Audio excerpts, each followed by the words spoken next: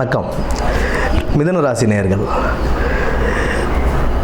மிதுன ராசிக்கு இந்த குரு பயிற்சி 2025ஆம் ஆண்டு குரு பயிற்சி எப்படி இருக்குது அப்படின்னு பார்த்தோம்னா, விரயஸ்தானத்தில் இருந்த குரு பகவான் இப்போது ஜென்ம குருவாக வருகிறார். உங்களுடைய ராசிக்கே குரு வருகிறார்.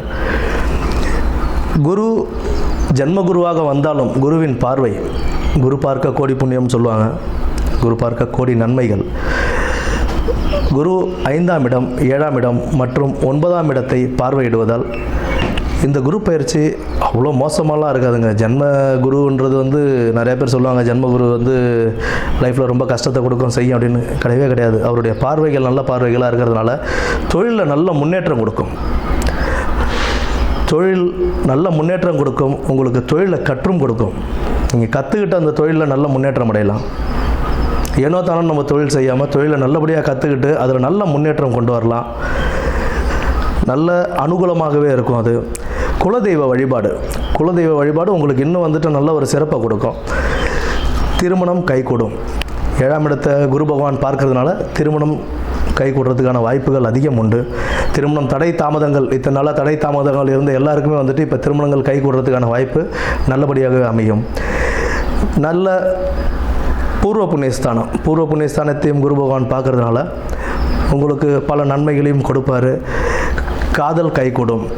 காதல் கைகூடுறதுக்கான வாய்ப்புகள் உண்டு. பட் காதல் கைகூடும் அப்படின்னா பெற்றோர்களின் ஆசீர்வாதத்தோடு செய்து கொள்வது இன்னும் சிறப்பு. குரு பகவானை பொறுத்த வரைக்கும் எப்படி அப்படின்னா, நம்மளுடைய குருமார்கள், நமக்கு சொல்லிக் கொடுத்த ஆசான்கள், அவங்களையும் பெற்றோர்களையும் வணங்கி நம்ம எந்த அளவுக்கு பணிவோடு இருக்கோமோ அவங்கக்கிட்ட அதுக்குண்டான பலன்கள் நமக்கு கைமேலேயே கிடைக்கும்.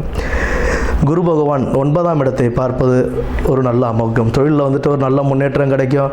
ப்ளஸ் கூட்டு தொழில் கொஞ்சம் கவனமாக, கூட்டு தொழிலையும் நம்ம கவனத்தோடு செயல்பட்டு பண்ணோம் அப்படின்னா அதுலேயும் நல்ல ஒரு லாபங்கள் அனுபவிக்கலாம்.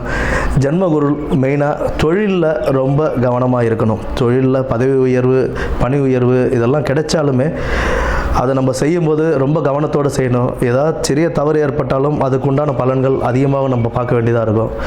அதனால் நல்ல கவனத்துடன் தொழிலில் செயல்பட்டு நல்ல முன்னேற்றம் அடையும் காலமாக இது அமையும்.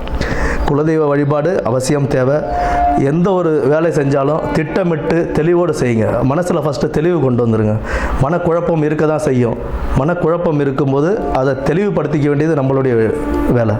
அது நம்ம நல்லபடியாக தெளிவுபடுத்திக்கிட்டு செய்கிற வேலையை திட்டமிட்டு நம்ம செஞ்சோம் அப்படின்னா இந்த காலம் நமக்கு பொற்காலமாகவே அமையும்.